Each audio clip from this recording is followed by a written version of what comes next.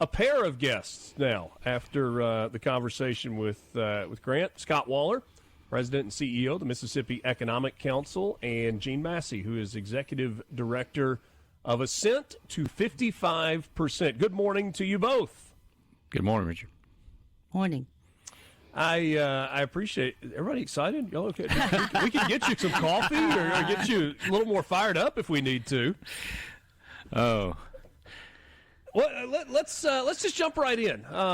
We know about the MEC. We've been doing those events, and Scott, we've had so many conversations about workforce development and MEC being the cheerleader and consolidation among multiple agencies kind of under the MEC umbrella. There's so much going on. But specifically, Ascent to 55%. This is we've got the Mississippi Propel Education Forum on the way, and I feel like it's a pretty reasonable time to have this conversation on the heels of the visit that we just had with Grant Callen. Well, I tell you what, Richard, and yes, I am really happy to be here. I'm sorry I seemed to if I didn't seem, I'm just giving you a hard time. Excited earlier. I mean, I know you always do, and I appreciate that. No, we do have a lot of great things going on as it relates to the education workforce space here in Mississippi in a way that we haven't seen in a long time. And I think the bottom line is the total focus has to be on student outcome.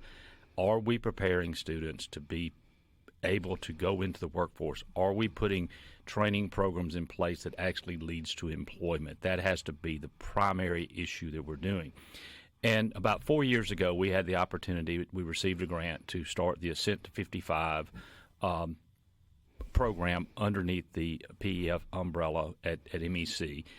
And honestly, the progress we're making has been tremendous, and is all Jean is handling that and heading that up, and we're really seeing major steps being taken. And what we're going to be doing next month is really celebrating where we are, and doing that for a minute. But it's like with anything, you're a sports guy. I'm an old sports guy. That win is great when it happens, but then there's the game next week too. So what we know is we're making some strides, but we still have a long way to go. It's a long season for us as well. And so we want to talk about kind of what's ahead. So in October, we'll be doing a convening that will really take a look at a lot of that stuff. And I'm going to kind of let Jean kind of go through some of the aspects of that as it relates to what we want to look back on, and then what we want to think about going ahead. Jean, I appreciate you being with us this morning as well. I'm not sure. Lance tells me I'm supposed to call you Principal Massey. We might go with Jean this morning for a little while. This convention coming up the 15th and 16th at the Jackson Convention Complex, and op-ed that you wrote a unique opportunity to unite education, business, and community leaders in a collective effort to strengthen our state's workforce readiness. Talk to us about what that means, and at this event coming up in October, where your focus lies. Our focus really lies in bringing those entities together. We often have convenings for business, for education, for nonprofits, but this is try to bring everybody together, because we're not going to get to 55% of our population with certifications past high school if we're not all pulling in the same direction. So this convening came out of work that our state's been doing with the Lumina Foundation. Woodward Hines Education Foundation is actually putting this on. That's who has our grant for Ascent to 55%. We've had the privilege about the past 3 years being able to attend their national conventions, and we were sitting at one of their convenings, and Jim McHale, who is the CEO for Woodward Hines, looked at all of us at the table. There were about 5 of us representing Ascent, representing IHL, community colleges, Accelerate, nonprofit, and he said, we hear this. How do we get everyone in Mississippi to be able to also hear what's going on? So this convening is to kind of duplicate what we were able to hear, to bring all these entities together. You know, it's so interesting how the conversation about education in Mississippi ties to business development. It ties to economic development. It so inextricably ties to all of these new projects that are coming online, and how you've got so many departments that seem to be working together and pulling in the same direction. You talked about Accelerate just a second ago. We've had so many visits with Dr. Courtney Taylor. We know that the governor is continuing to push and continuing to make resources available. Is there something that's a little rewarding about working on projects where everybody seems to want the same outcome? The only debate is about how do we get there? Most definitely. We're a small state. We don't have a lot of resources. And when we separate those resources out, we don't get as far. But when we all come together, you can begin to see things happen. For example, in 2020, when this attainment rate was set by the Education Achievement Council, we were at 44%. We at MEC and Ascent to 55% didn't make the change to move us forward, but being able to help bring people together and talk about it, we're almost at 50% now. So being able to move forward and see those results because of what everybody's doing is very important. Scott, how do you tie together the progress that Mississippi has made as a state with education outcomes at lower levels to this conversation about filling jobs with graduates who need skills training and who need, in some cases, post-secondary, whether it's certificates or degrees or whatever? How do you tie those two issues together? It's interesting. Several years ago, we had a superintendent of education who said that it didn't matter what the question was, the answer was good education. And I think that's really true. And it begins with early childhood education. I mean, you got to put that base in place. Then you got to make sure there's a strong system for really looking at how do we, at the K-12 level, really focus. Again, we got to think about focusing on outcomes. That's one of the things I think we have to really seriously have a serious conversation about. Are we doing that the way we're sectioned right now? I think there's some things we could definitely do better on that front, particularly as it comes to how we have accountability for schools. But at the end of the day, it really is a lifelong process of making sure that you're being prepared for the workforce, because the workplace changes all the time.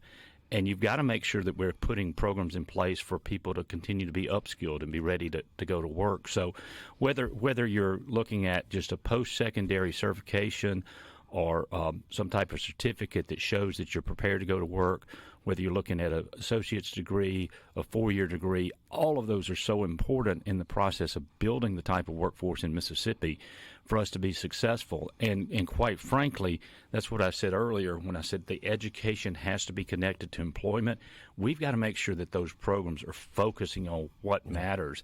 And I will say this, that's the one thing I am extremely excited about with the work that's happening with Accelerate, is that through the efforts of the SWIB board and Accelerate, we're trying to look at programs that are putting people into the workplace, and not just into the workplace for a job that's just going to get them a paycheck at the end of the week, but into a career that's going to allow them to grow and be successful and be skilled and help our state's economy grow.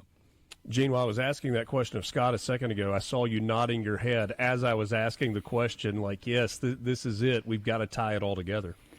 But when you think about it, we hear a lot about the Mississippi Miracle. I can tell you it was no miracle. It's been a marathon. And hard work. And hard work in the elementary. Now let's move it on to the high school. May I tell you that I know for a fact that there are some senators and some representatives that are listening right now who are tired of hearing that phrase, Mississippi Miracle, and said amen to what you just said. It's not something that just magically happened overnight. There was a lot of work that went into it. We'll continue this conversation coming up. Jean Massey, Executive Director at Ascent to 55%. Scott Waller, President and CEO of the Mississippi Economic Council. You've got it locked in. It's MRC, Mornings with Richard Cross on SuperTalk Mississippi. Jean Massey, Executive Director at Ascent to 55% under the MEC umbrella. Scott Waller, President CEO of the Mississippi Economic Council. They are my guests. It's Mornings with Richard Cross, 8 o'clock hour. Glad to be with you on this 10th day of September, middle of the week, Wednesday morning. Jean, it is every time you and I visit, I get messages from people who had you as a principal somewhere along the way and said, she's the best. For a principal to have that kind of Q rating after their career in that particular profession is over, I think that speaks to the job that you did. So congratulations on that. Well, thank you. It was I appreciate that. That was a number of years in that business, but you can't be a good principal without good students and good parents. Yeah, exactly. I'm a great example. I'm a great example, aren't I? And then there are the outliers also, Lance. Lance's family was a great one. He has a sister that, kind of ranks up there pretty high, too. Yeah, she takes the cake, definitely. That's outstanding. All right, so we're talking about this event that is coming up for the Ascent to 55%, going to happen at the Jackson Convention Complex in mid-October. Gene, tell us how people can get involved, can get registered, and maybe reiterate one more time kind of what they're going to hear on that particular day. It's October 15th and 16th. You can go to the Ascent to 55% website. Registration information is there.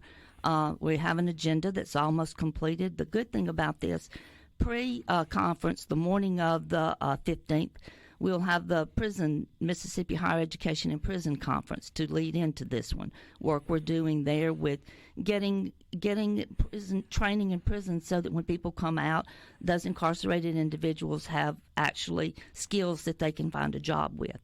Then in the afternoon, starting about 11 o'clock, our convening will begin. We have several national individuals coming in. We have the IHL, the higher eds from Louisiana and from Kentucky that will be here. Courtney Brown with the Lumina Foundation.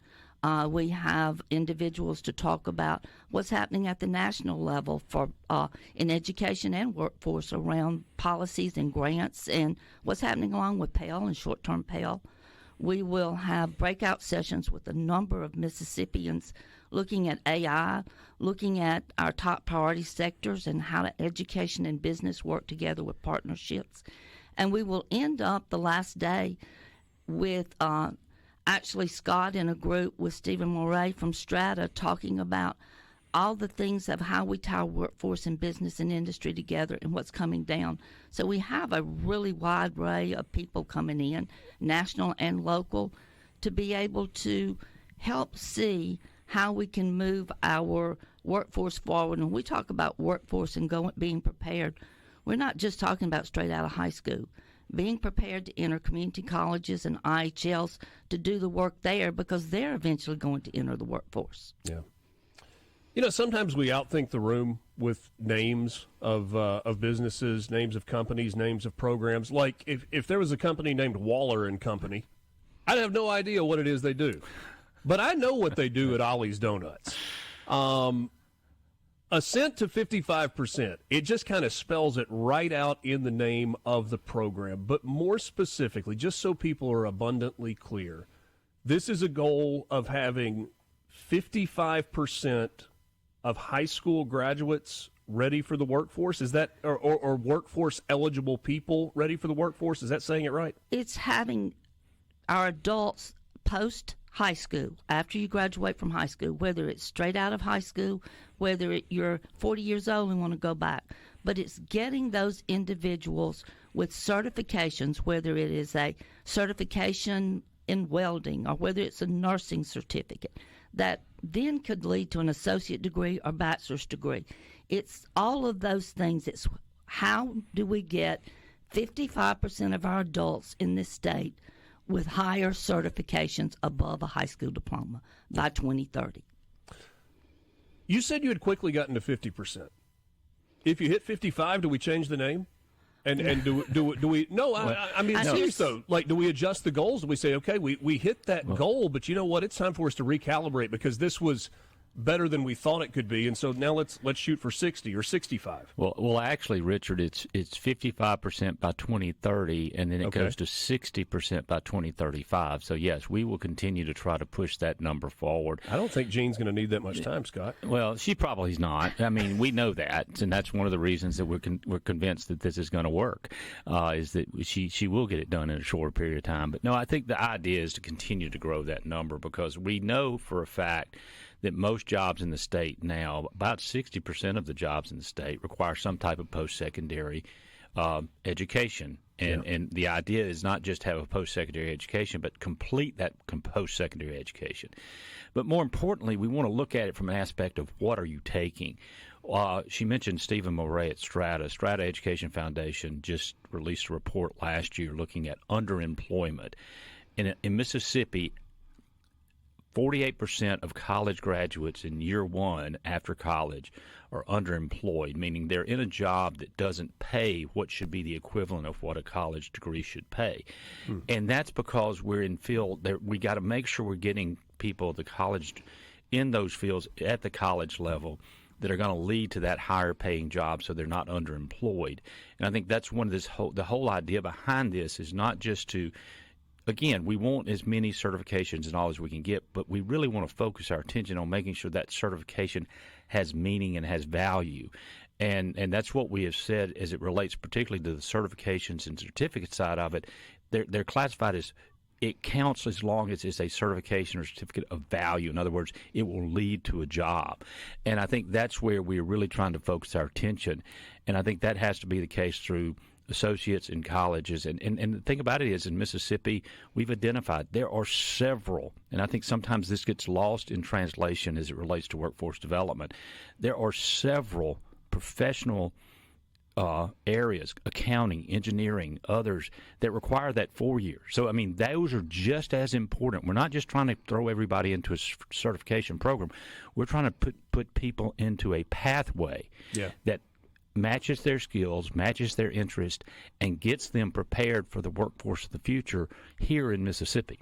A certificate in welding is more hireable and more valuable than a degree in underwater basket weaving. Exactly, but there are many 4-year degrees that are very, very valuable, and that's where we want to focus our attention. Yeah, Jean. Last thing for you, and this may be a hey, Captain Obvious. Why did you even ask the question? But when you talk about the quick growth in this program and getting to 50%, what has the level of receptiveness been from high school graduates, from people who perhaps have already finished community college or even a 4-year degree in terms of taking advantage of some of these programs, getting the certificates, getting into this job force so that maybe they're not underemployed or unemployed? We're seeing a lot of progress, especially coming out of high school. The career coaches are helping there. Our counselors are helping. Our parents are beginning to understand that there's more than one way for their child to be successful. We heard for so long you have to have a 4-year degree. A 4-year degree is very important, but it needs to be the right 4-year degree that aligns with the kid's interests. Yeah. So being able to really help guide people into these fields, to begin to value each of these areas, whether it's a welding degree, a 4-year degree, or a doctorate degree. How do we value those? Because all of them are important. And if I get that welding degree you talked about, and I decide I want that associate degree to do better in the field, how do we make them stackable and ready for that person to go back and get that next level? If I have that associate degree, to go back and get that bachelor's degree. Let's make sure we have a clear pathway for everyone. And then we can stop some of the things that are happening. We have about 300,000 adults that have some college credit but no certification or degree. How do we bring them back in? I had a boss one time who told a story about his daughter. He said she wanted to get a degree in ballet or interpretive dance or something along those lines, and he was like, okay, we'll do that, but we're also going to get an engineering degree, and we're going to let those things coexist. Really appreciate the time from both of you. Scott, we got Hobnob coming up before long. Give us the details. What do we need to know? Well, it's going to be October 30th. It's going to be a fun event. We're going to actually be able to give some details on some of the stuff that we've been talking about over the last couple of years as it relates to this effort to bring our organizations together across the state with us, the Mississippi Manufacturers Association, BIPEC. It's getting closer and closer by the day, so we're excited about that. And more importantly, we're excited that SuperTalk will be there to help us kick the morning off, because that is really one of the great traditions of Hobnob, as well as the fact that it's just a fun event. You know, it's interesting. I told people a lot of times Hobnob's like two events. There's the speaking going on the stage, and then in the back of the room, everybody's truly hobnobbing and just catching up with everybody, and that's what makes that event so special. So we're looking forward to it. You don't have to wear your Halloween costume. We will give you registration information when we get a little closer. Yeah, and if somebody's interested, mec.ms, it's right there for them. So, Jean Massey and Scott Waller, thanks to both of you for joining me this morning. Thank you, Richard. Mornings with Richard Cross, half an hour left. We're back on the other side of this timeout. Thank you for being with us as well.